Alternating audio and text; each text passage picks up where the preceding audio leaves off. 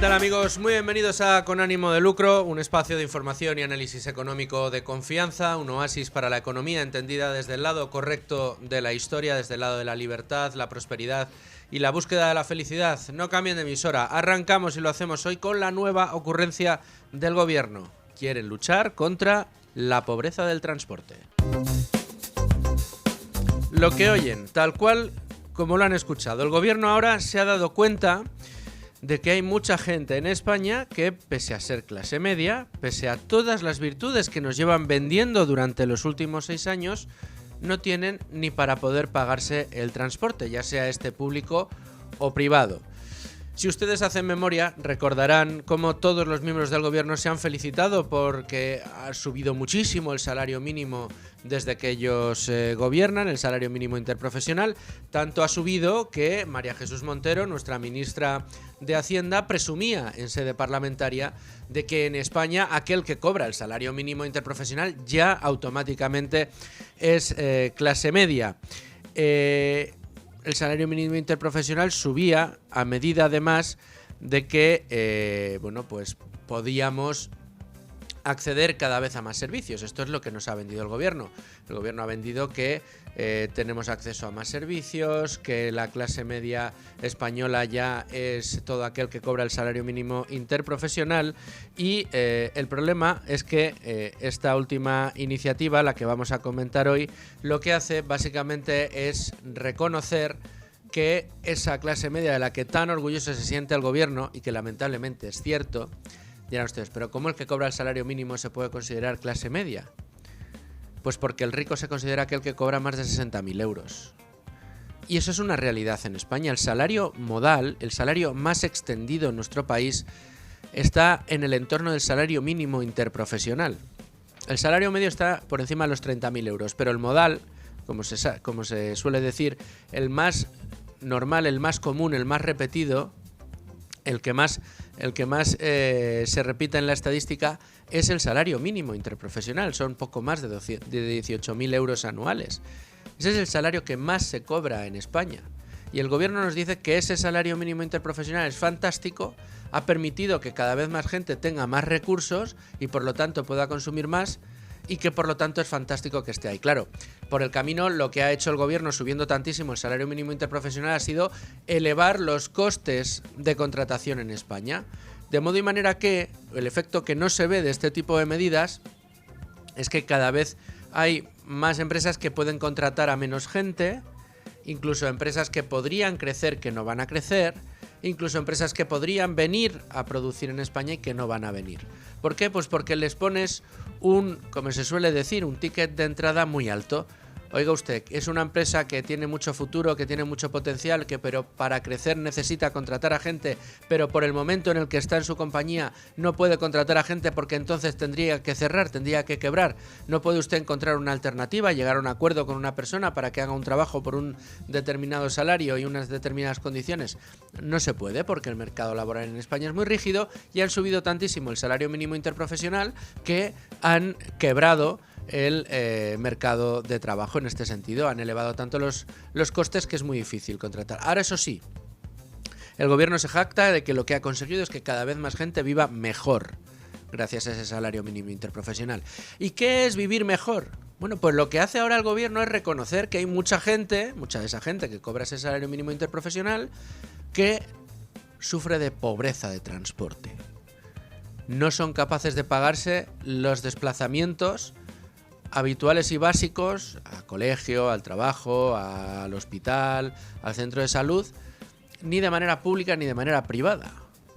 ¿Y qué hace el gobierno? Detecta esta ineficiencia y entonces lo que ha propuesto es crear un grupo de trabajo en el que no solamente esté concernido el Ministerio de Transportes, crear un grupo de trabajo en el que esté concernido el Ministerio de Transportes y otros 11 ministerios, comandado por un director general, un secretario de Estado, concretamente por el secretario general de Movilidad Sostenible, el señor Álvarez Fernández Heredia, y que contará con representantes de Represidencia del Gobierno y, como les digo, de otros 11 ministerios.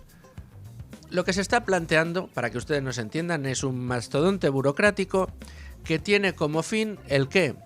Facilitar el fin de la pobreza de transporte. Es decir, a todas luces crear una estructura en la que se terminen dando algunas ciertas ayudas a determinada gente que no se puede pagar ni el transporte público ni el privado.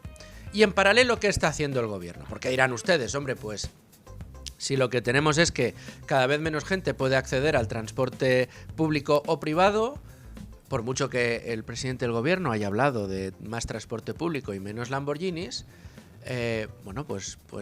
¿habrá quitado el IVA de los coches? No. El IVA de los coches se mantiene. ¿Habrá quitado el impuesto de circulación? No, tampoco se ha quitado el impuesto de circulación. ¿Habrá reducido todos los costes impositivos que operan sobre los hidrocarburos para poder llenar el tanque del coche de gasolina de gasoil? Que cada vez que lo hacemos aproximadamente la mitad, algo menos de la mitad de lo que estamos pagando por llenar el tanque del coche de gasolina son impuestos. ¿Los reducirán? En absoluto. Al contrario, ¿qué está haciendo el gobierno? Lo que está es planificando, diseñando una nueva subida de impuestos, en este caso al diésel. ¿Y quiénes son los que tienen más coches diésel en España? ¿Quién es el usuario medio del coche diésel en España? Bueno, pues una parte de la población, en su mayoría, que tiene menos recursos. Esa parte de la población que para el gobierno es clase media. Es decir, la cosa del gobierno es sencilla.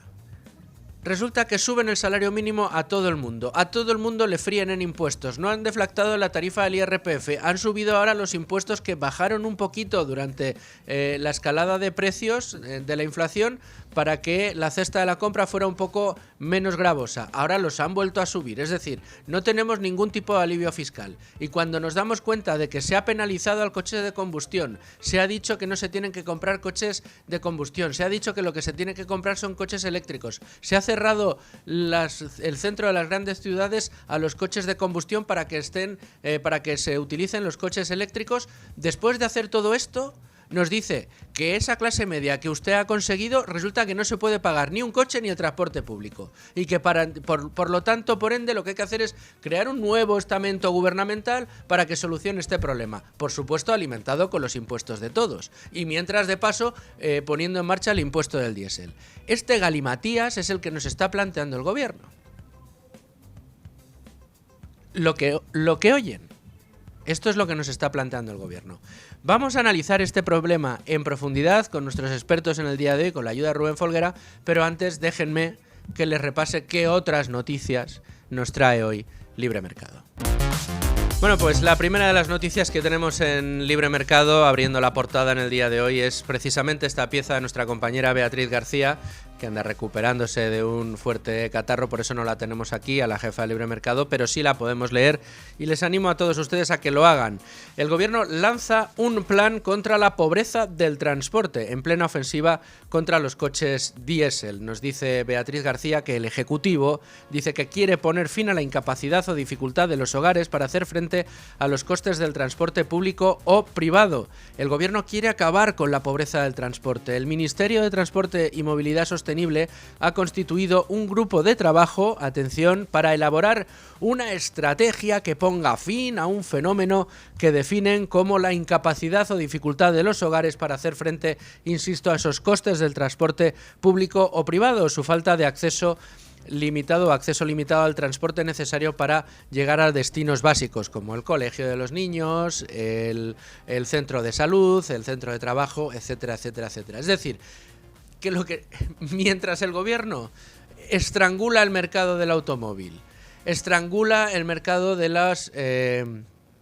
los combustibles, los encarece todavía más, además penaliza a los que tienen diésel, cierra los centros de las ciudades a este tipo de usuarios que son los más numerosos entre aquellos con menos recursos, y ahora lo que se saca de la manga es, mientras he exprimido a la gente, les he frito impuestos, ahora digo que además, aunque les fría impuestos y cobren muy poco, son clase media, y resulta que me están diciendo que no pueden moverse. Pues ¿qué hago? Los frío todavía más para poner paguitas, para poner alguna solución de paquitas. Esto es lo que estamos viendo, esto es lo que vamos a profundizar hoy.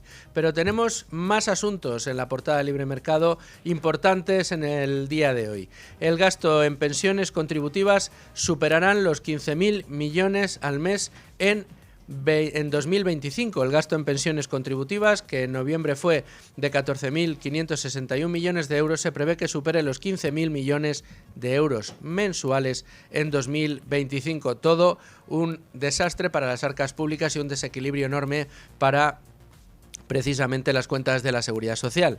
Ya las cotizaciones sociales que nosotros pagamos en las nóminas, toda la clase productiva en España, el sector privado, todo lo que se paga en nóminas a través de las cotizaciones sociales, dirán, lo que paga la empresa y lo que paga usted, es que todo lo pago yo, porque si a mí no me contratara la empresa no tendría que pagar esa parte, que además es la más importante. Por aquí deberíamos empezar a transitar, a ver si de una vez por todas, cuando se habla de salario bruto, también se mete esa parte que parece que está en un limbo porque lo paga la empresa, porque la empresa es muy mala y lo tiene que pagar. No, señor, esa cotización social es de mi parte, lo único que la paga la empresa directamente. En definitiva, todas esas cotizaciones que pagamos no dan ni para pagar la mitad de las pensiones, así de claro se lo digo. Todo lo demás va a deuda pública, a déficit y evidentemente a presupuesto público. Se paga con impuestos. Bueno, pues la situación es que va a seguir creciendo el gasto en pensiones y va a superar los 15.000 millones al mes en 2025. Esta es otra de las piezas que tenemos en Libre Mercado. Y atención al reportaje que nos ofrece Mercedes Rodríguez, a ver si lo digo bien, vainas de Circaloy y 2,5 millones de euros. Este es el litigio que enfrentó a la fábrica de combustible nuclear y Hacienda. Nos cuenta Mercedes Rodríguez en este interesantísimo reportaje cómo Hacienda reclamó el pago de mayores aranceles, mientras que ENUSA señala que cumplen escrupulosamente sus obligaciones tributarias. Un nuevo ataque del gobierno a la industria nuclear en España, una industria que, como hemos demostrado y lo comentamos la semana pasada, es tan necesaria para evitar que suframos cortes de luz. Estos son los asuntos principales que podemos leer hoy en la portada Libre Mercado, junto a otro que nos congratulamos de poder comentarles a todos ustedes. Milei se ha citado con Laffer y ya se plantea con Laffer, el de la curva. Se ha reunido con él y lo que está planteándose es acabar con el 90% de los impuestos de Argentina. ¿Qué pinta se le está poniendo a la Argentina del señor Milei? No me extraña que haya empresas haciendo cola para poder entrar en el país argentino. Estas son las novedades que les contamos de la portada Libre Mercado. Nos vamos ya a completar la actualidad del tema del día. Y hoy con nuestro analista de cabecera, a quien le damos paso en primer lugar, después hablaremos con Rubén Folguera y buscaremos todos los datos, todos los informes respecto a los impuestos que estamos pagando y a esta realidad que nos pinta el gobierno. Pero tengo ya conmigo a Domingo Soriano. ¿Cómo estás, Domingo? ¿Qué tal, Luis Fernando? Además, con la satisfacción de tenerte aquí en el estudio, que siempre es mucho más agradable. Muchas gracias. Si no te llamo por teléfono, claro, pero ya que estás, aquí, hombre, sí. Ya que estamos aquí en vivo y en directo, en riguroso directo. Son las 12:20 de la mañana, las 11:20 en Canarias, y tenemos un asunto importante. El tema del día hoy, Domingo, lo hemos dedicado a este plan que ha lanzado el gobierno contra la pobreza del transporte. Se ha propuesto el presidente del gobierno, pero desde el Ministerio de Transportes, desde el Ministerio de Óscar Puente, poner en marcha un grupo de trabajo que va a implicar nada más y nada menos que a 11 ministerios. También va a tener representante de la presidencia del gobierno directamente, porque se ha dado cuenta este ejecutivo que cada vez hay más gente que tiene que tiene problemas para poder desplazarse a aquellos lugares que les son más habituales, tanto en transporte público como en transporte privado. Entonces esto lo ha calificado de pobreza de transporte y ha dicho que hay que ponerle freno. O sea, el mismo gobierno, Domingo, que presume de que el que cobra el salario mínimo interprofesional es clase media, el mismo que presume de todas las veces que ha subido el salario mínimo interprofesional porque resulta que ahora consigue que todo el mundo pueda acceder a los mejores servicios públicos y a las mejores alternativas de gasto, ahora se da cuenta que buena parte de esa gente que ya considera clase media el gobierno es tan clase media que no se puede pagar el transporte público ni privado. Y mientras en el transporte que está haciendo el gobierno,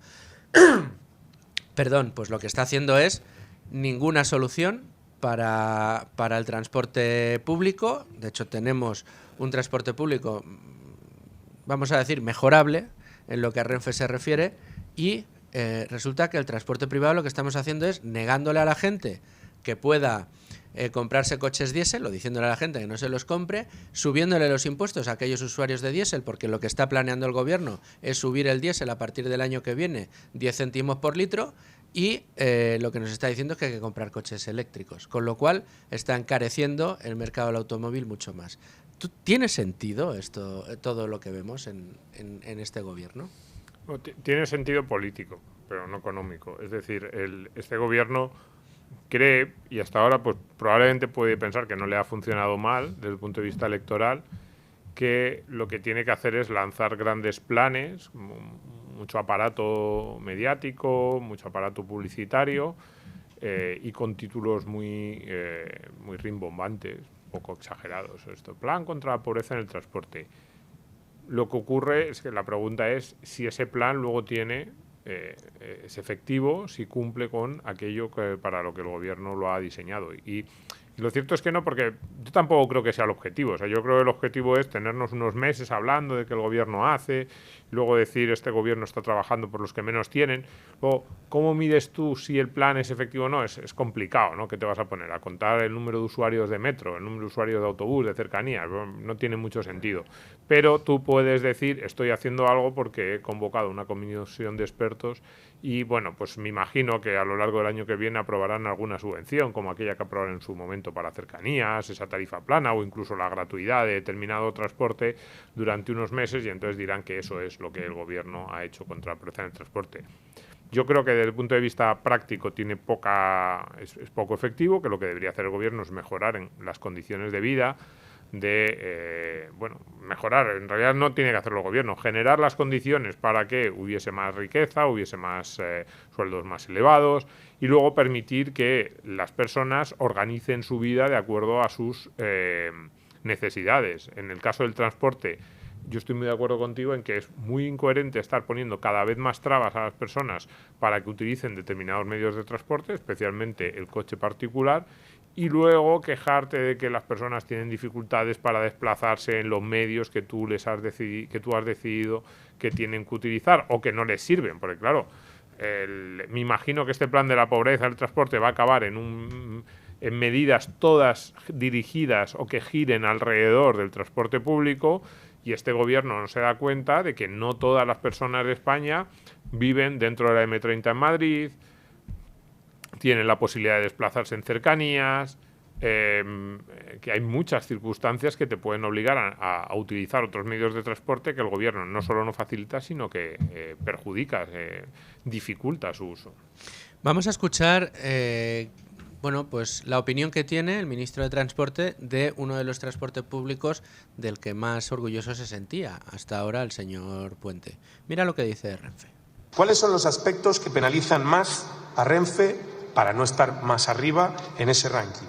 Fundamentalmente obtiene un 0 en trenes nocturnos, no tenemos trenes nocturnos en España, obtiene un 0 en conectividad ciclista, tenemos una mala conectividad ciclista y del ferrocarril, y obtiene un 4,8 en experiencia de compra o reserva, la famosa web de Renfe. Fíjense que a mí, siendo el ministro, este 4,8 me parece hasta generoso. No, en este caso sí reconoce que al menos la web no funciona bien. Pero no queda aquí la cosa. Déjame que te ponga otro corte del señor Puente, donde nos da su opinión sobre el vehículo privado. Yo no soy un enemigo del vehículo privado, no me considero un enemigo del vehículo privado. Creo que el automóvil ha aportado cosas importantes a la humanidad, pero lo que sí creo es que la propia racionalidad en el uso del vehículo privado sería el mejor aliado para la pervivencia del vehículo privado a futuro. La racionalidad del uso del vehículo privado, que le falta decir que es dejarlo en casa, porque para eso tenemos un transporte público muy bueno. Ya dijo el presidente, menos Lamborghini y más transporte público. Sí, a ver, el ministro Puente justo en las últimas semanas, no sé si habrá cambiado de responsable de comunicación o alguna persona en su gabinete, pero parece que ha moderado bastante sus declaraciones y muchas de las cosas que dice son razonablemente sensatas. Otra cosa es si tienen encaje en la política general del gobierno y también si tienen relevancia. Por ejemplo, esto que estaba diciendo al principio de Renfe, de no tenemos trenes nocturnos, conectividad ciclista. Yo no sé si eso tiene un impacto excesivo en el ciudadano medio. O sea, se estaba fijando en cosas que, bueno, pues pueden ser mejorables, sí, pero que son la última de las preocupaciones del ciudadano que utiliza Renfe, o de la gran mayoría. Puede haber algún ciclista al que sí que le preocupe, pero la mayoría pues no es algo muy relevante. Y en esto del transporte privado, pues bueno, por lo menos empieza diciendo que no es enemigo. Intuyo que de los otros 20 y tantos miembros del gobierno, la gran mayoría habrían empezado sus declaraciones diciendo es que hay que acabar con el transporte público, o hay que limitarlo mucho, o hay que poner muchas restricciones. Así que, bueno, vamos a celebrar eso. Pero efectivamente, el ministro Puente tiene problemas mucho más graves que esos que estaba comentando. La red de cercanías. Yo, por ejemplo, si miramos desde Madrid, al final cada uno siempre explicamos lo que más conocemos.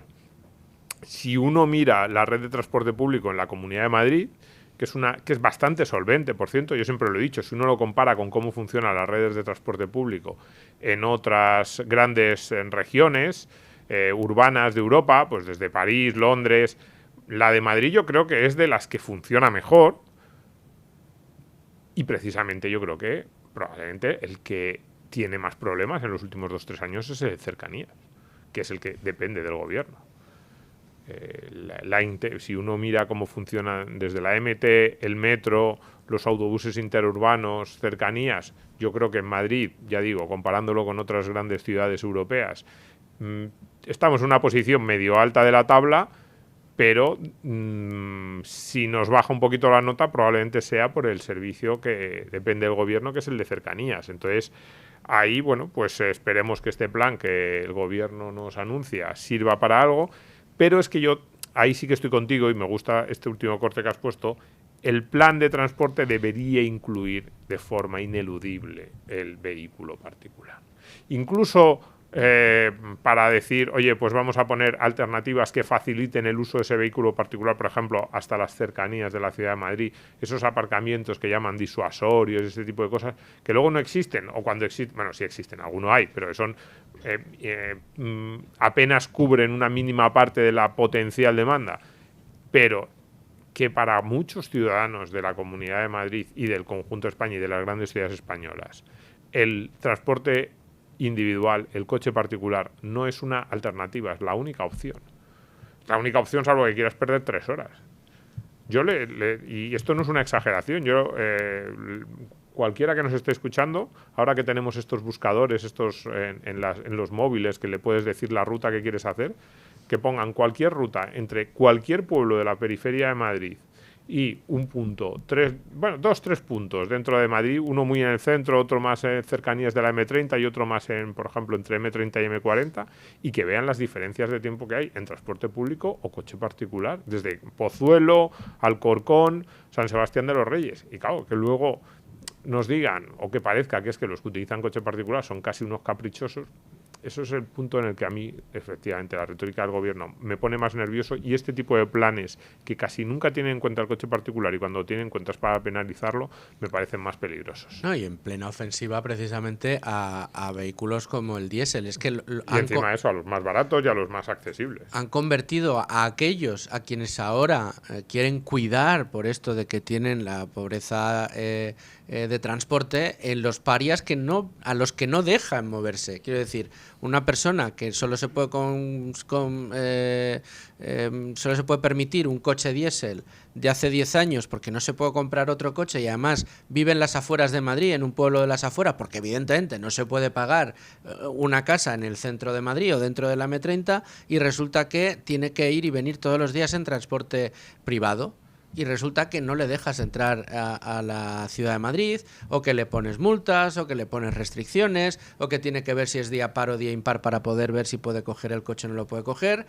Y a todo esto, luego lo que haces es, en lugar de facilitarle, oye, pues mira, tú tienes un coche, ¿no? Pues yo te voy a dejar que te muevas aquí porque tú no tienes otros recursos. No, pues lo que quieren hacer es ahora un grupo de trabajo, de nuevo dispendio público, para tratar de solucionar estos problemas que ellos mismos han creado. A mí lo que más me molesta de todo esto, Domingo, es que ellos crean el problema, ellos han intervenido en el mercado de la vivienda fastidiando los precios del alquiler y no hacen más que tratar de seguir interviniendo para solucionar los problemas que han ocasionado sus propias intervenciones. Pues en esto es lo mismo. El diésel fue una tecnología impulsada políticamente. En Europa se impulsó políticamente el diésel y los mismos que impulsaron políticamente el diésel ahora quieren acabar con él. Y ahí metemos a los dos grandes partidos y a prácticamente todos los gobiernos de la Unión Europea.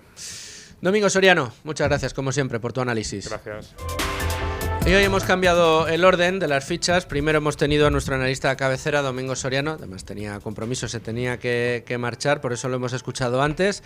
Pero, bueno, nos ha dejado votando Rubén Folguera. ¿Qué tal? ¿Cómo estás? Muy buenas tardes. Buenas tardes, ¿qué tal? Nos ha dejado votando Domingo muchos asuntos interesantes para el análisis, a los que le vamos a poner ahora cara y ojos y sobre todo cifras, números encima de la mesa.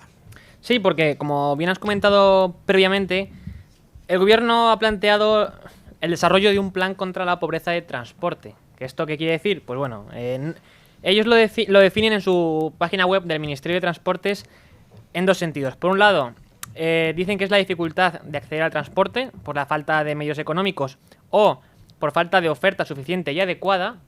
Y también dicen que se considera pobreza de transporte cuando el tiempo para llegar a estos destinos esenciales es excesivo, teniendo en cuenta las circunstancias específicas de cada territorio y también la adecuación a las personas como de movilidad reducida, y hablan también de cuestiones relativas a la edad, el género, el grupo social. Por tanto, esto, simplemente solo con esto ya podemos intuir o digamos señalar lo que comentaba Domingo Soriano previamente, de que muchas veces, o casi siempre, el transporte público lo que hace más que facilitarnos la vida es retrasarnos más en nuestros movimientos por la Comunidad de Madrid, en nuestro caso. Porque entonces habría que abordar esta cuestión no ya en lo que respecta al transporte privado, sino y también al sistema público de transportes. Bueno, es curioso, ¿no? La forma de pensar que tiene el político. Resulta que habría fórmulas para conseguir que el transporte público funcionara mejor y que la combinación entre transporte público y transporte privado hiciera que la agilidad de la movilidad de los propios ciudadanos fuera cada vez mayor. De hecho, antes de que se impusieran las restricciones al tráfico en el centro de Madrid, me atrevería a decir que Madrid era una de las ciudades europeas. Alababa Domingo el transporte público de Madrid respecto al de las grandes ciudades urbanas europeas, París, Italia, etcétera, Roma, etcétera, etcétera. Y es cierto, el transporte público de Madrid es un muy buen transporte público.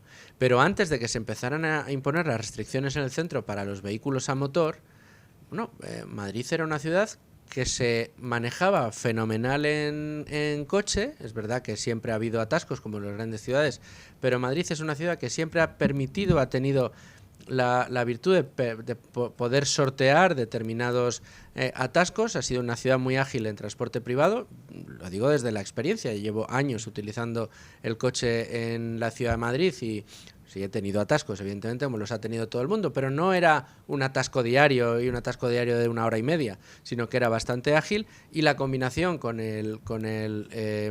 los servicios de transporte público era muy buena, porque los transportes públicos no estaban congestionados y funcionaban fenomenal. En cuanto empezó a haber restricciones al centro para la movilidad en transporte privado, lo que ha ido sucediendo es que se ha ido congestionando el transporte público. Ahora vemos unos fallos importantes, muy importantes en cercanías, y tampoco se ha ido terminando de solucionar el problema del transporte privado. Con lo cual, lo que hace el gobierno es, en lugar de decidir qué tiene que hacer para que el transporte sea accesible y además ágil en la Comunidad de Madrid, se dedica a poner restricciones al tráfico, se dedica a decirle a la gente lo que tiene que hacer, se dedica a la gente a decirle qué coche se tiene que comprar o qué coche no se tiene que comprar, o directamente que no se compre un coche. Le dice a la gente que tiene que coger transporte público. Luego además tiene unos problemas enormes cuando aparecen soluciones como Uber, como Cabify, como otra serie de alternativas al transporte en coche por la ciudad de Madrid, a los taxis, que además lo que hacían era abaratar ese servicio. Es decir, ha estado poniendo palos en la rueda a la movilidad de las personas. ¿Por qué? Pues porque hemos olvidado el objetivo. Para el gobierno, los distintos gobiernos, incluido el del Ayuntamiento de Madrid, el objetivo no es facilitar la movilidad de los ciudadanos, no es que el que vive en un pueblo a las afueras, como es tu caso y el mío, que ambos vivimos en pueblos a las afueras de Madrid, tengamos alternativas fáciles, rápidas y baratas para llegar al centro de Madrid y que no tengamos problemas. No, los objetivos son reducir las emisiones de gases de efecto invernadero. Esta es la gran clave de bóveda que ha regido la política de movilidad en Madrid durante los últimos años. ¿Y qué han conseguido? Pues que cada vez sea peor el acceso, y como el objetivo es la reducción de gases de efecto invernadero, resulta que suben los impuestos, penalizan al diésel. ¿Y qué es lo que sucede? Bueno, pues que vas aislando cada vez más a esas personas que viven fuera de la ciudad de Madrid, en muchos casos porque no pueden vivir dentro, aunque quisieran, porque los precios de la vivienda son infinitamente más baratos fuera que dentro, y lo que haces es que les impides poder llegar, por ejemplo, a sus centros de trabajo. Y esta es la política que ha regido al gobierno. Sí, lo de que quieren reducir las emisiones es cuando les interesa, porque ya vimos la semana pasada cómo ante el parón de suministro de energía, aparte de la industria española, se vieron obligados a quemar carbón y a quemar diésel. Por tanto, en fin. Pero como bien comentas, buena parte o prácticamente la práctica totalidad de los problemas vienen por las trabas que se ponen al uso de los vehículos privados, y en este caso concretamente al uso de vehículos, digamos, de combustión que se nutren de combustible diésel, porque lo que el gobierno plantea ahora es subirle en casi 10 céntimos los impuestos al diésel, precisamente para, según ellos, equipararlo al precio de la gasolina. Vamos a recordarle a todos nuestros oyentes, Rubén, que cuando llenan el depósito de su coche, la mitad son impuestos. La mitad son impuestos, indirectos, tasas, etcétera, etcétera, etcétera. No contentos con eso, lo que está haciendo el Ejecutivo es pensar de qué manera pueden encarecer todavía más la factura al usuario para engordar todavía más el bolsillo de impuestos que cobran. Eso es lo que está haciendo el gobierno. Pero habla de pobreza energética. De transporte. Entonces, como tenemos pobreza de transporte, lo que hay que hacer es sangrar todavía más a los ciudadanos, impedirles todavía más la movilidad, para luego ser nosotros los que les damos una solución. ¿Y por dónde crees que van a pasar las soluciones, Rubén? Pues por hacer más pobres a la gente, ¿no? Porque, en fin, a quien más va a afectar esa subida de impuestos al diésel es precisamente a aquellos que tienen menos renta. ¿Por qué? Porque son la mayor parte de personas que usan coches de diésel son gente con una renta más baja. ¿Por qué? Porque no pueden permitirse comprarse otro coche de tecnología distinta o superior. Y de hecho, entre los 13 millones de usuarios de vehículos diésel, 9 millones, es decir, el 70% del total, tienen un coche de más de 10 años de antigüedad. Por tanto, ya no solo, como decías, que estén sujetos a este impuesto, sino que además se les pone trabas a la movilidad. Entonces, aquí lo que vemos es, no sé si hipocresía, pero al menos falta de coherencia, porque se nos dice, no, vamos a proteger a la gente más pobre. Y por otra parte se nos dice, no, vamos a ponerle más impuestos a la gente más pobre. Esto carece de sentido totalmente. Y de hecho, según un estudio de Funcas, al final lo que va a suponer esta subida de impuestos es una recaudación adicional de 1.400 millones de euros. ¿Pueden ir por ahí los tiros? Pues a lo mejor ese es el objetivo, ¿no? No, lo que están es trazando planes. Lo único que les preocupa, parece, a este gobierno aprobar, además, es lo que está siempre negociando en los últimos días en el Parlamento con sus socios, son cómo subirnos los impuestos a los bancos, a las energéticas, la subida del diésel, subida a las primas de seguros privados, etcétera, etcétera, etcétera. Quieren recaudar más y más y más. Y eso que llevan años consiguiendo récords de recaudación, entre otras cosas, porque se aprovechan precisamente de la subida de la inflación, y que por lo tanto les ha venido fenomenal para hacer un incremento de ingresos por el impuesto del IRPF y por supuesto en los impuestos al consumo, que al subir los precios subía también la parte proporcional que pagamos en impuestos. Rubén, ¿alguna reflexión más respecto al tema del día de hoy? Pues básicamente hacer referencia a cómo... básicamente a la obsesión de este gobierno por subir los impuestos. Lo decíamos ayer y no nos cansaremos de repetirlo. entre impuestos y cotizaciones sociales ha subido desde 2019 en 81 ocasiones los impuestos, el gobierno.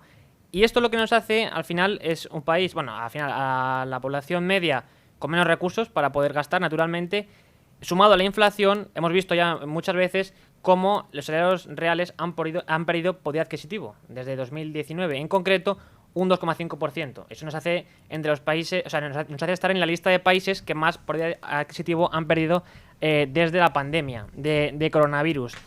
Y al final hay que tener en cuenta una cosa, y es que, como bien ha destacado en su último informe del impuestómetro el Instituto Juan de Mariana, si hacemos todo el sumatorio de impuestos que se pagan, tenemos que un contribuyente medio de su salario, digamos, bruto, está pagando más de la mitad a Hacienda. Más de la mitad. Fíjate que toda la problemática del tema del día de hoy me ha recordado mucho al día en el que, en el mes de octubre, cuando estábamos todavía en el mes de octubre, Rubén, el presidente del gobierno, no recuerdo exactamente el motivo por el que se hizo estas declaraciones, el presidente del gobierno anunció un paquete de medidas, un paquete de ayuda a las pymes en España. Un paquete de 4.500 millones, me parece que fue lo que anunció. No sé si fueron 4.000 o 4.500. Creo que fueron 4.500 millones lo que anunció en ayudas a las pymes. Un plan que no sé si ha puesto en marcha porque no le han dado publicidad, lo cual quiere decir que probablemente no lo hayan puesto en marcha. Igual que todas las ocasiones en las que ha anunciado que iba a crear 50.000 viviendas un día, otras 100.000 viviendas otro día, o 200.000 viviendas otro día. Viviendas que todavía no han puesto en marcha. Bueno, pues aquel día anunció un plan de incentivos para ayudar a las pymes. Claro, yo decía, ¿cuánto lleva quitándole a las pymes con las subidas de impuestos que lleva en marcha desde que puso sus pies en la Moncloa? Bueno, pues no sé si salían exactamente para pymes, más de una decena de nuevos impuestos. Sí, así es. Y ligado con esto, hay que tener en cuenta otra cosa, y es que desde que gobierna Sánchez hemos perdido 5.000 pymes en total. Es decir, que tenemos 5.000 empresas pequeñas y medianas menos que desde que comenzó a gobernar Sánchez. ¿Y por qué? Pues bueno, básicamente por toda la regulación, todas las trabas y todos los impuestos que se ponen sobre ellas. Es tremendo. Rubén Folguera, muchas gracias por acercarnos todos estos datos, por acercarnos esta problemática en el día de hoy, que si bien quizá no está dentro de la agenda informativa más, más noticiosa, tenemos una portada informativa que nos lleva a otros temas, pero sí es cierto que retrata muy bien cómo ha sido y cómo está siendo la política que lleva a cabo este gobierno. Esquilmar a la clase media, esquilmar a la clase baja, esquilmar a la clase alta también, tratar de freírnos literalmente a impuestos y luego sacarse de la manga conejos de la chistera, como pueda ser precisamente esta ayuda que quiere ahora para la pobreza del transporte. Hablamos de pobreza energética, pobreza del transporte. Todo es pobreza, no podemos usar nuestros coches privados, hay que usar transporte público. ¿A ustedes les suena todo esto de algo? ¿No les suena a tiempos pretéritos en algunas repúblicas soviéticas? ¿No les suena esto a una planificación de cómo tenemos que vivir nuestra vida? ¿Qué coche tenemos que comprar o dejar de comprar? Si podemos comprarlo o no comprarlo. Freírnos a impuestos por absolutamente todo y luego darnos una subvencioncita, una paguita, una ayuda para poder llegar al hospital o poder llegar al colegio. Esta es la paradoja del gobierno que tenemos. Cada vez que oigan a ustedes a anunciar un plan de estas características, piensen en lo que les están robando a ustedes en sus bolsillos para luego darles la ayuda. Y en cómo les han impedido a ustedes ordenar su vida como ustedes quieran para luego decir que les van a dar una ayuda para que usted ya no decida cómo llegar al hospital, sino para que pueda llegar al hospital. Y este es el verdadero drama del gobierno que tenemos y que trata de planificar nuestras vidas siempre con peor intención, como ha demostrado este plan contra la pobreza del transporte. No seas pobre de transporte, querido Rubén. Vaya. Pues sí, me dejas el gobierno no serlo. Muy bien, muchas gracias Rubén por tus datos. Antes de irnos a mercados, que vamos a abrir enseguida el capítulo de mercados, déjenme darles un consejo. porque hay que cambiar de tema y hay que hacerlo para hablar, por ejemplo, de la vivienda. El otro día me enteré de que una empresa de inversión inmobiliaria está arrasando. Se llama Cibisland y ofrece garantías a todos sus proyectos y rentabilidades que van del 10 al 13% anual, además de que se puede invertir desde 250 euros. Me costó creérmelo, pero aquí trajimos a Íñigo Torroba, a su CEO, a su director, y nos estuvo comentando cómo funciona ese modelo de negocio de crowdlending inmobiliario, que no significa otra cosa que ofrecer financiación a la promoción de vivienda, a la promoción inmobiliaria, pero hacerlo a través de capital privado. De modo y manera que si uno invierte en Cibisland, lo que estará haciendo, desde 250 euros puede invertir, está invirtiendo en la financiación, en prestarle dinero, en definitiva, a una promotora que va a construir una fase de un edificio. Cuando se termina la construcción de esa fase, o incluso generalmente mucho antes de que termine, el promotor devuelve el préstamo y nosotros recibimos nuestra inversión con un retorno de entre el 10 y el 13% histórico que lleva Cibisland. Una manera muy novedosa de exponerse al mercado inmobiliario y hacerlo siempre con garantías, la que ofrece en este caso Cibisland. 12 y 48 minutos de la mañana, 11 y 48 en Canarias. Nos vamos ahora sí a los mercados. Y sí, señores, el IBEX 35 ha terminado perdiendo el nivel de los 11.700 puntos, cae en este momento un 0,76% y nuestro principal indicador se mueve en 11.689 puntos. Esto es lo que nos estamos encontrando en las aplicaciones de tiempo real de la bolsa española, pero tenemos otros muchos asuntos en cartera, asuntos que vamos a tratar con nuestro analista de cabecera en el día de hoy, que no es otro que el Country Manager de Trade Republic para España y Portugal, señor Antón Díez-Tubet. ¿Cómo estás? Hola, buenas a todos. Antón, tenemos el mercado, la verdad que, como dicen aquellos, muy bailongo. Parecía que habíamos arrancado un rally alcista de fin de año que nos iba a terminar, a llevar para cerrar el año por encima de los 12.000 puntos. No sabemos si esto va a suceder, todavía puede suceder, pero como vemos ahora está cayendo. Y está cayendo, entre otras cosas, con la vista puesta en la reunión que tiene la Reserva Federal norteamericana, que arranca en el día de hoy, que terminará mañana, y en la que presumiblemente se anunciará un recorte de tipos de interés del 0,25, de 25 puntos básicos, un cuarto de punto, que pues puede ser, digamos, el colofón al itinerario de bajadas de tipos que tenían previsto para este año. Sin embargo, da la sensación, Antón, que quizá sea la última que veamos en mucho tiempo, ¿no? Parece que la Reserva Federal norteamericana se plantea un escenario distinto para el año que viene.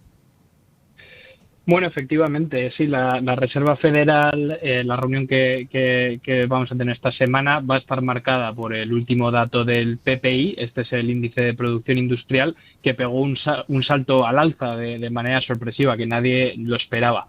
Por otro lado, cuando tenemos en cuenta el índice, el llamado Truflation, que mide la inflación a tiempo real, ha saltado por encima del 3%, ¿no?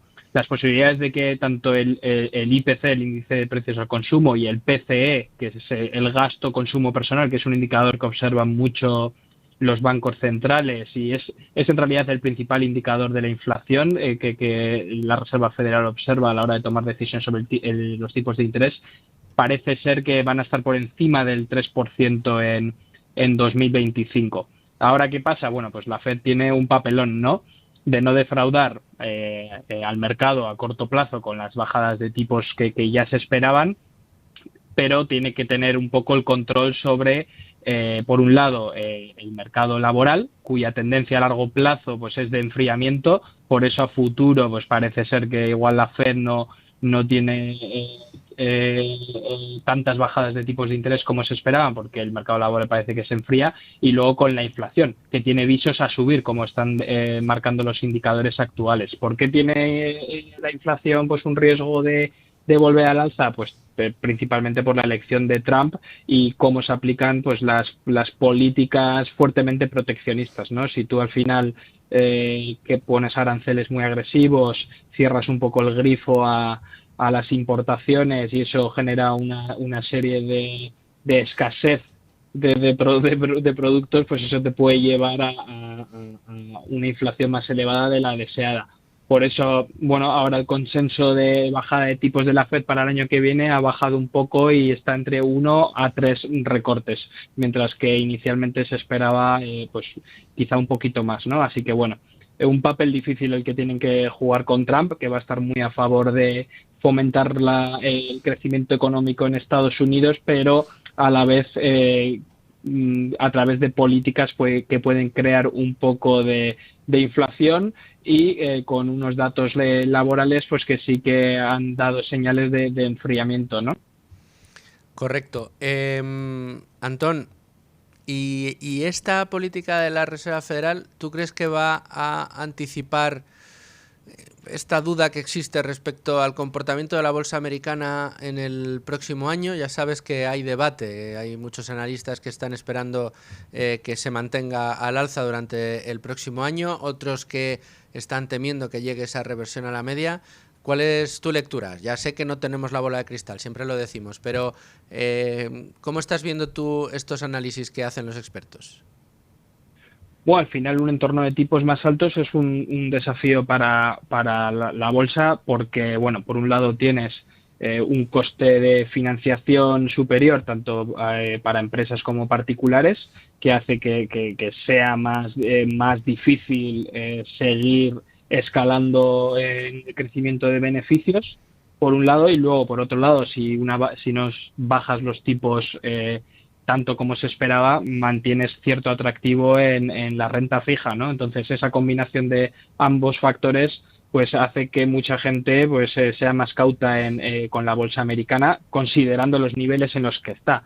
Por un lado, dices, me compensa el riesgo que asumo en bolsa para el retorno esperado, teniendo en cuenta que igual los beneficios no crecen tanto como se espera porque los tipos se han mantenido más alto, o prefiero quedarme en activos de menos riesgo que me dan una rentabilidad superior a la inicialmente esperada, ¿no? Ahí es un poco donde nos movemos. Habrá que ver la habilidad de la gran empresa americana, en este caso para el S&P 500, la habilidad de darle el crecimiento de beneficios que se espera, ¿no? Y de ahí pues podremos ver a un mismo múltiplo de valoración, un crecimiento de beneficios es lo que te lleva el S&P 500 a un alza pues de un 6, un 7% anualizado, ¿no? No creo que vía expansión de múltiplo vaya a subir el S&P 500 porque ya estamos hablando de unos múltiplos de price to earning bastante elevados, ¿no?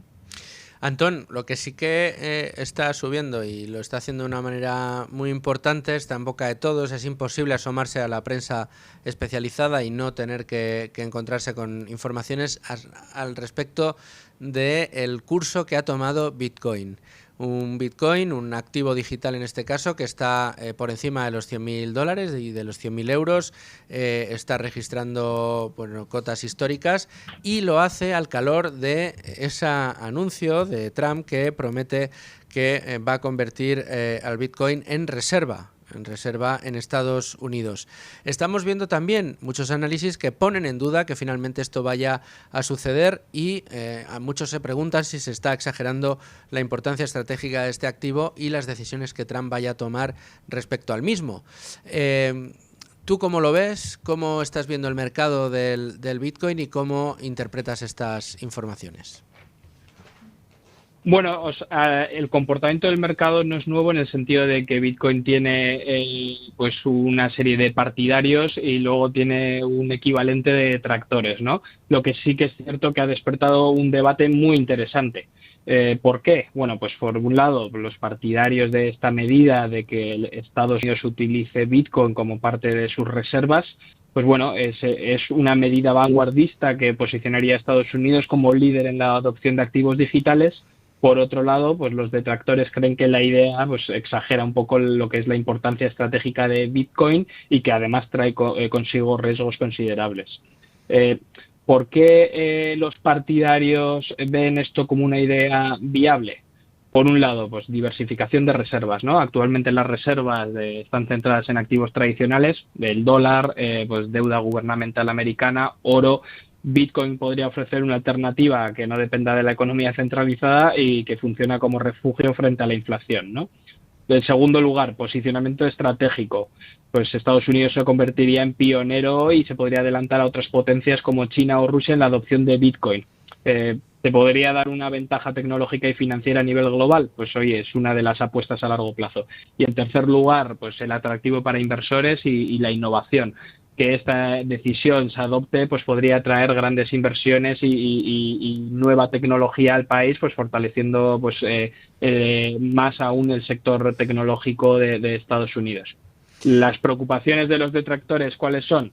Volatilidad, ¿no? Bitcoin no es un activo tan estable como puede ser la deuda gubernamental, el dólar o el oro, ¿no? Te traerían fluctuaciones de precio muy drásticas en periodos a corto plazo, que es un riesgo que normalmente no se ha tomado en las reservas gubernamentales, que suelen requerir estabilidad y previsibilidad, ¿no?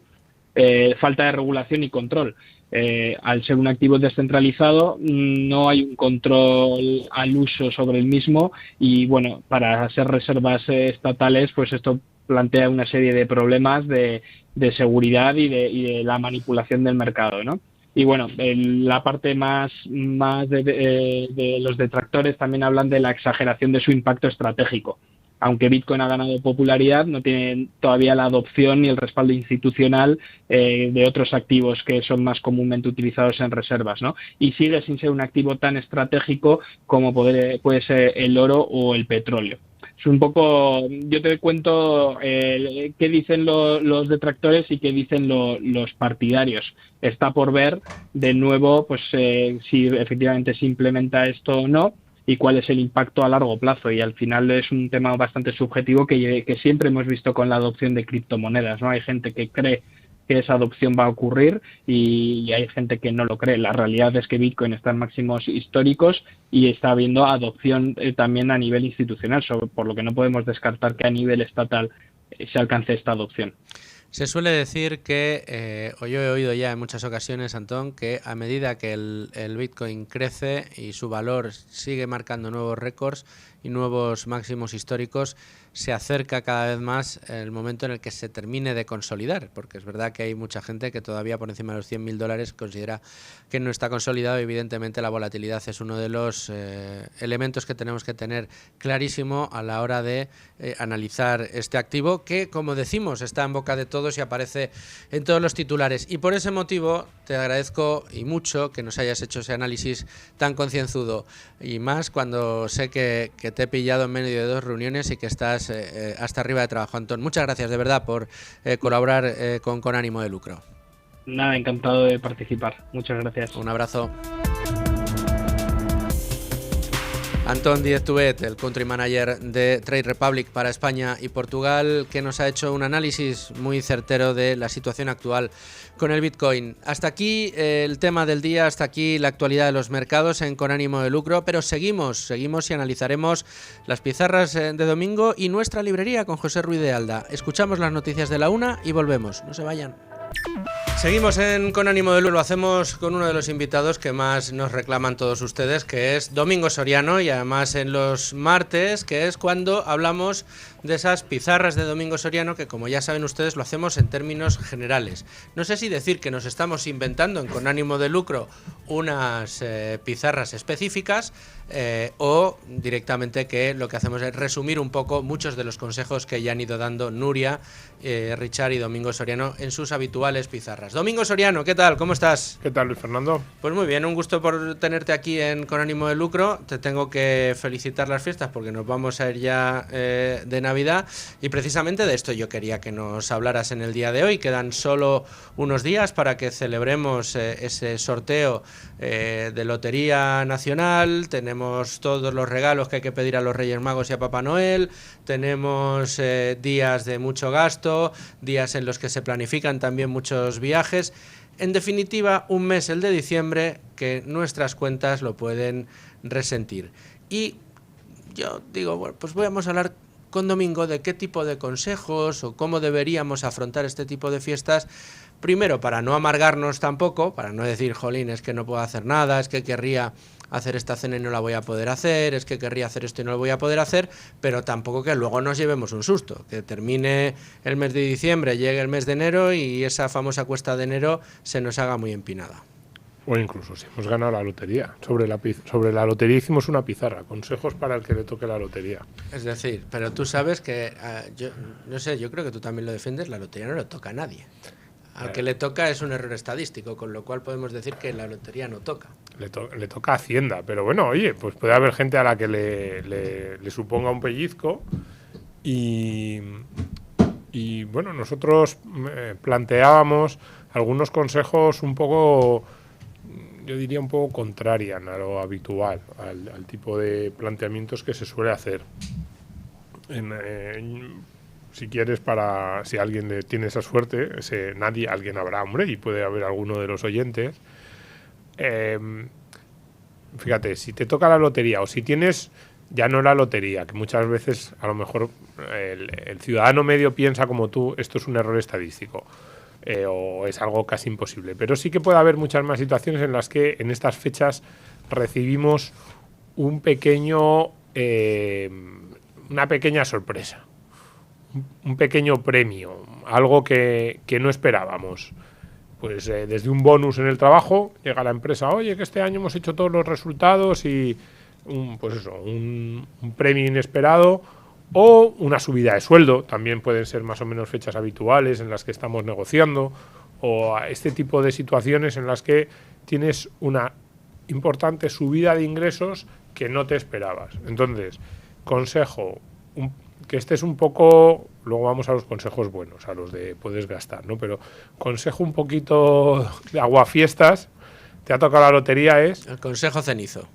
Más que cenizo es, yo creo, para disfrutar mucho mejor ese tipo de sorpresas o premios. Tanto si es una lotería, como si es un bonus inesperado en el trabajo, como si es incluso una subida de sueldo importante. La extra, ¿no? La extra de mi Navidad consejo habitual. es, no hagas nada hasta Semana Santa. Como si no hubieses recibido eso. Y alguien dirá, jolín, el domingo, pero esto es increíble. Y digo, hombre, también depende de lo que te haya tocado como premio. Imaginémonos que te han tocado un premio en la lotería, yo qué sé, de uno disparatado, de 1 millón de euros. Y dices, hombre, que no haga nada y me paso las navidades exactamente igual. Y digo, hombre, no, eso sería muy triste. Digo, hombre, si te ha tocado un premio en la lotería de 1 millón de euros, coge un piquito de los que te puedes dar muchos caprichos. Yo qué sé, 10, 15, 20, 25, 50... y te das un capricho, fíjate, eso sí, sin decírselo a nadie. Porque un capricho, esos niveles normalmente se pueden como justificar, y el capricho puede ser desde un viaje increíble con tu familia hasta, yo qué sé, comprar el mejor jamón, comida posible para estas navidades, ir a todo trapo, vale. Dedicas a eso una parte, lo que tú consideres que para que sea algo realmente especial. Esta noche cenamos con Barón de Chirel. Vamos a cenar el mejor Joselito 5J. Vamos a comprar los mejores centollos de Galicia. Eso es. Y nos vamos a pasar el fin de año a las Bahamas. Perfecto. Pero el resto, los otros 950.000 euros, como si no existieran hasta mínimo Semana Santa. Y lo mismo con una subida de sueldo o lo mismo con un bonus. ¿Por qué este consejo, que puede parecer, tú decías antes, un poco cenizo, un poco aguafiestas? Porque de esta forma es mucho más fácil que nosotros controlemos el dinero y no que el dinero nos controle a nosotros. Es decir, ese dinero no lo estás perdiendo, no lo estás tirando. Ni siquiera digo que lo metas en una caja fuerte y digas hasta dentro de 20 años no puedo tocarlo, como si fuera, no sé, a veces una maldición el hecho de que te hayas enriquecido. No, que te hayan subido el sueldo. No pensemos solo en enriquecimiento de un gran premio de lotería, no. Sigo viviendo como hasta ahora, sé que tengo eso ahí, si me han subido el sueldo, sigo viviendo con los mismos gastos que hasta ahora. No modifico mis hábitos, sigo viviendo como si siguiera ganando 3.000, aunque me hayan subido el sueldo a 4.000, y eso sí, utilizo estos meses para tranquilamente, además eso va a llegar a la cabeza sin pensarlo, sin tener que hacer una planificación, empezar a darle vueltas a qué quiero hacer de verdad con ese dinero, porque uno de los grandes problemas que tenemos cuando recibimos una inyección de dinero extra, ya sea muy grande o muy pequeña, es que nos puede el impulso y acabamos haciendo no lo que más necesitamos ni lo que más queremos, sino lo primero que se nos viene a la cabeza. Y fíjate, alguien dirá, pero entonces ningún capricho. Y digo, que no, que a lo mejor en estos 3 meses, supongamos, he dicho antes 1 millón de euros, que esa inyección de dinero han sido 25, 30.000 euros. Pues a lo mejor en estos 3 meses se te ocurre el capricho de tu vida y dices, ostras, es que esto realmente sí que me apetece hacerlo. y sé que es un poco mal gasto, que la gente podría criticarlo, pero realmente esto sí que quiero hacerlo. Pero tómate esos 3 meses para realmente convencerte. Es decir, no es un consejo de gástate esto solo en cosas muy necesarias, o no lo tires en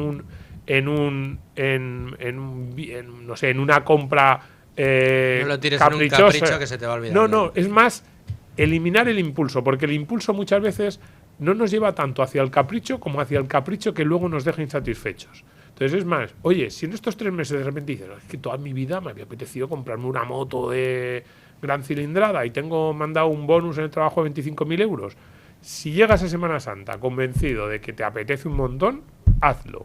Pero no lo hagas porque en los 5 primeros minutos después de recibir el bonus se te ha venido a la cabeza la imagen de la moto. Correcto.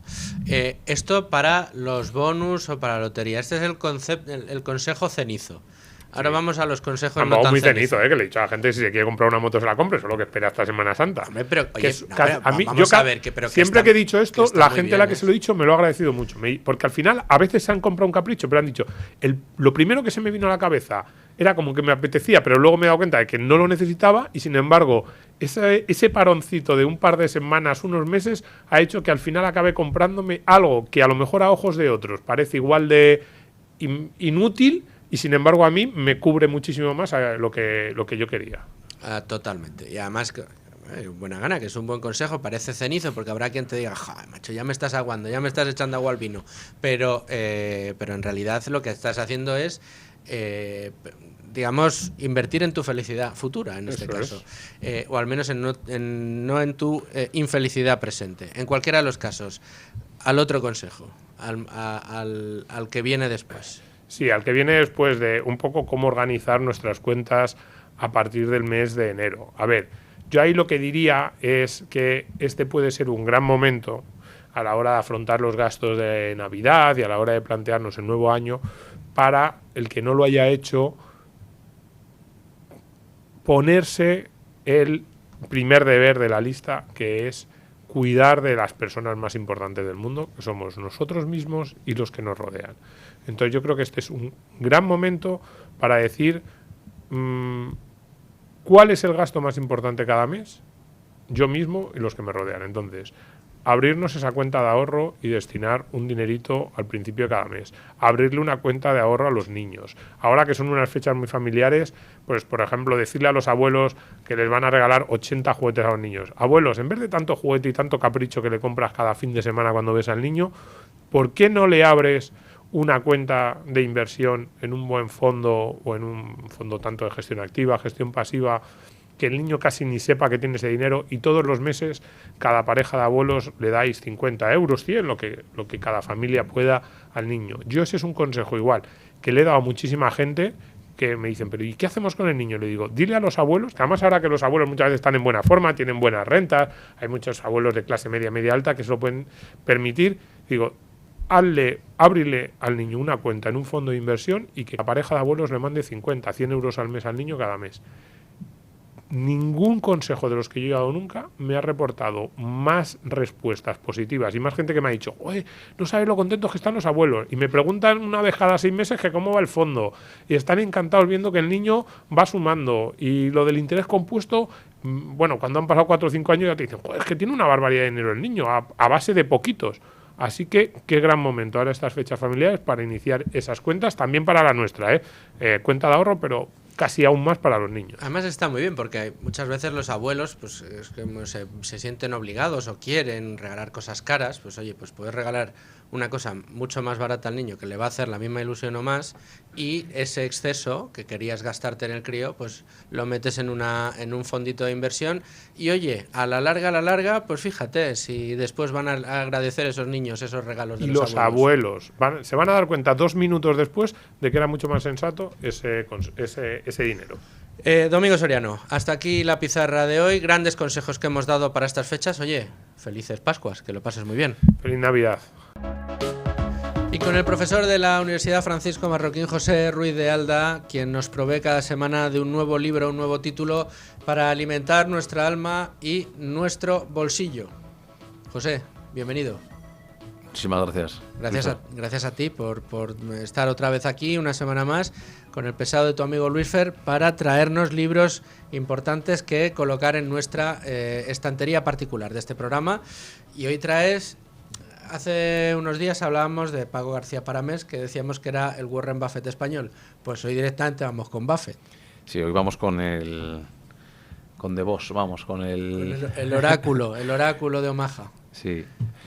Que ha perdido a su dupla, el pobre. Efectivamente. Es verdad que hay decenas de libros de Warren Buffett relacionados con Warren Buffett. Este es un libro sobre su biografía.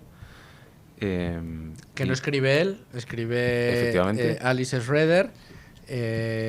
Y que, bueno, pues digamos recoge de una manera externa lo que es su vida, no que él no es una autobiografía en este caso. Sí, para mí es más interesante que los típicos libros de lecciones de hazte multimillonario como Buffett, las reglas de Buffett. No, esto es más bien una biografía de su vida, ¿no? Y a veces viendo cómo ha actuado, cómo se ha comportado una persona en su vida, aprendes más que con que alguien te resuma sus reglas y estas cosas, ¿no?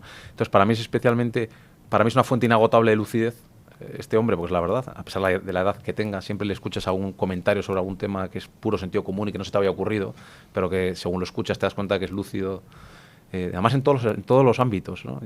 Hay uno particularmente de él que me gusta mucho, que tiene que ver con el Estado y el déficit público y la deuda y los problemas que tenemos hoy en día en Occidente, que él siempre, hay una frase suya que dice: yo acabo con el déficit público de Estados Unidos en 5 minutos. Dice, es tan sencillo como que si hay déficit público 2 años seguidos, ninguno de los congresistas o diputados puede optar a la reelección. Ya verás qué rápido se ponen de acuerdo para equilibrar el presupuesto. Pues mira, es mejor imposible, vamos. Sí, entonces es un libro sobre su vida, sobre las etapas de su vida, cómo él empieza a interesarse por el mundo de la inversión, cómo es un obseso por el ahorro, el dinero, los proyectos desde muy joven, porque realmente es una precocidad llamativa. Sí, empieza además siendo muy niño, ¿no? Empieza con los cascos de las botellas de Coca-Cola, algo así. Sí, yo creo que empezó con los periódicos también, repartiendo periódicos y empezó... Bueno, te das cuenta cómo toda su vida va relacionada con generar servicios, acumular riqueza, ahorro y demás, ¿no? Y capitalista, ¿no? Sí, capitalista desde la cuna, casi.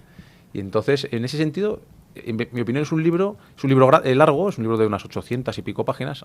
Para mí se me hizo muy corto, lo disfruté muchísimo.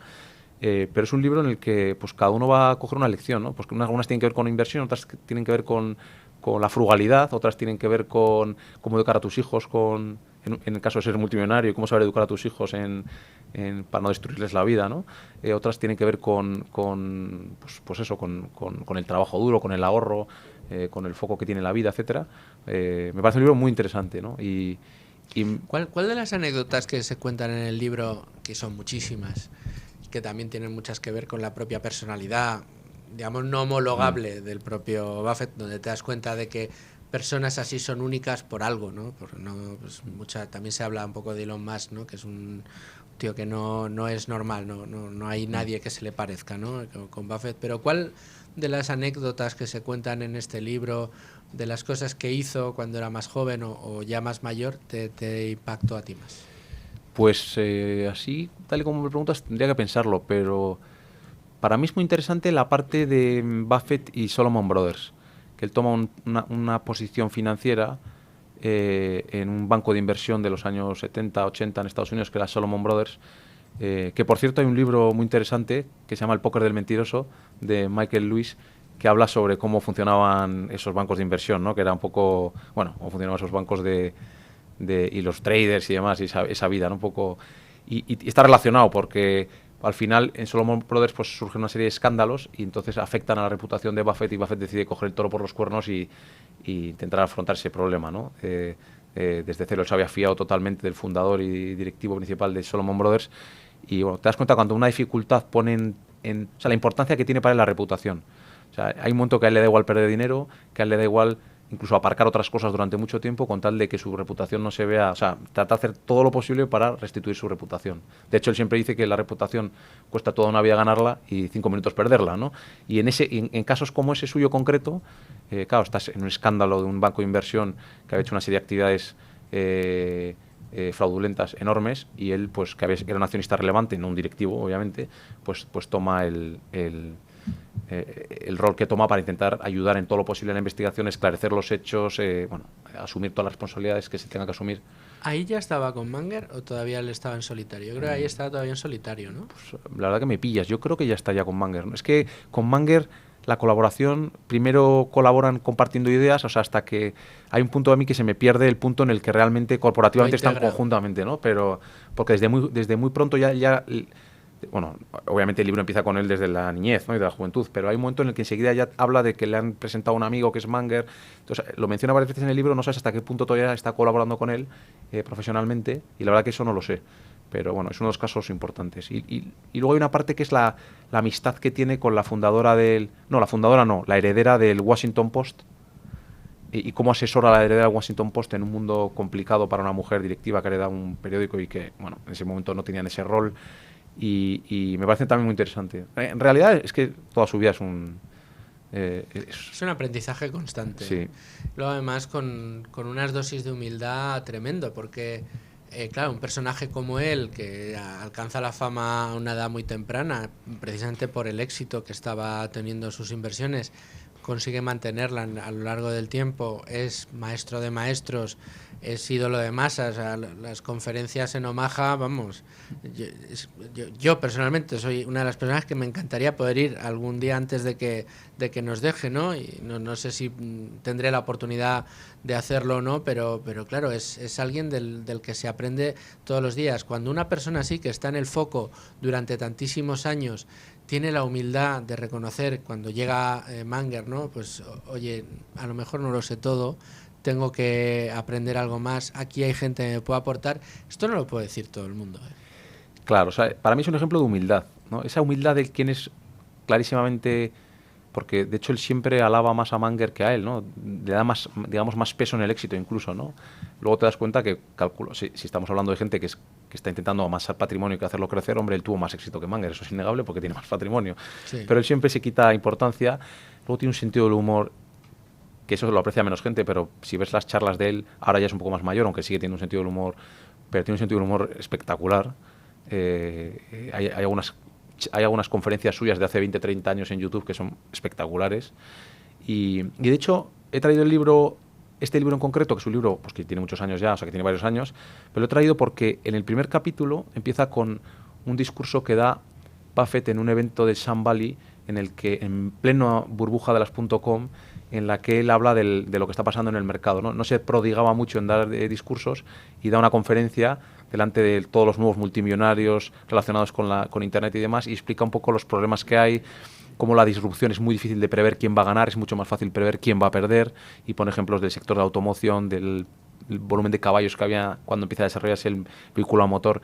Y me parece especialmente interesante porque ese discurso, en cierto modo, me parece un poco aplicable a la situación actual, en el que bueno, hay una cierta narrativa de que viene algo, todo el mundo sabe que viene algo, que puede destruir ciertas cosas, pero es muy difícil saber quién va a ser beneficiado, etcétera, y luego que las valoraciones y la situación es complicada. Y como Buffett está muy de moda porque tiene 300.000 millones en caja... Pero pues, te refieres a la IA, ¿no? Sí, a la IA en general. O sea, hace un año y medio era el coche eléctrico, con una empresa que había vendido 900 vehículos como Rivian, valiendo 150.000 millones de dólares en bolsa, más que BMW y Mercedes juntas. O sea, esto es recurrente, ¿no? Pero la situación actual, pues en cierto modo me recuerda un poco a esa situación del año 2000, con sus diferencias, obviamente, y como además Buffett está un poco en boca de todo el mundo porque ha vendido una gran parte de su participación en Apple y ha acumulado, creo que eran casi 300.000 millones de dólares en caja, una parte muy relevante del valor de su holding lo tiene en caja, como dando a entender que no ve un buen momento de inversión ahora. Bueno, pues en ese libro empieza con su visita a Sun Valley y con el discurso que hace, ¿no? Que está además disponible en internet para el que lo quiera leer, y me parece que es atemporal porque cada X tiempo se repite y se puede utilizar. Bueno, y donde vemos la templanza de esta gente en los momentos críticos, ¿no? Y cómo entienden y cómo conciben el mercado, cómo se van a eso que hablábamos el otro día de tirar los penaltis a puerta vacía. Decían, no sabemos pues, esto de la IA, ¿no? Sí. ¿Quién va a ganar en la IA? Pues es muy difícil saberlo, ¿no? Yo siempre recuerdo cuando entró la disrupción de Internet, nadie sabía quién iba a ganar, pero había gente que decía, no, seguro que no ganan el negocio online no va a ganar, las tiendas online no van a ganar porque nadie se va a atrever a poner una tarjeta de crédito en internet. Joder, pues qué ojo, ¿no? El que lo vea. Ahora, saber quién va a perder, bueno, no siempre está tan claro ahora, ¿eh? Bueno, con las videoclubs, con las librerías fue como muy rápido, ¿no? Cuando se empieza a digitalizar el contenido, enseguida ves que eso ahí va a hacer daño, ¿no? A veces es más fácil ver eso, a quién le va a hacer daño una evolución, que saber quién va a ganar, porque cuando un sector nuevo se desarrolla, el producto que al final acaba siendo victorioso y la compañía que lo lleva a cabo, que genera las ventajas competitivas. Howard Marks, que lo comentamos en otra sesión, decía que estar adelantado a tu tiempo es indistinguible de estar equivocado. ¿Qué quiere decir? Que si acierta lo que va a pasar en el futuro, pero faltan 20 años para que pase, en términos de inversión, pues igual quizá no te es muy útil. Correcto. Entonces, bueno, en ese sentido... y luego hay una parte de Buffett que me gusta mucho, que es también aplicable a los inversores profesionales, que es como todo el entorno suyo se rodea de un entorno que le favorezca hacer lo que quiere hacer. Quiero decir, si tú quieres invertir a largo plazo, comprar compañías y no venderlas nunca, que no te afecte los vaivenes del mercado, las subidas, las burbujas, la emoción, la exuberancia, el miedo, el pánico, pues lo primero que hace es alejarse de Nueva York, o sea, alejarse de donde eso está en plena ebullición. Correcto. Y vive en su pueblo tranquilo, donde no tiene menos influencia de ese tipo de estímulos, ¿no? Donde para siempre en el McDonald's a cogerse la Coca-Cola y la hamburguesa y al despacho a leer papeles y a leer informes. Claro.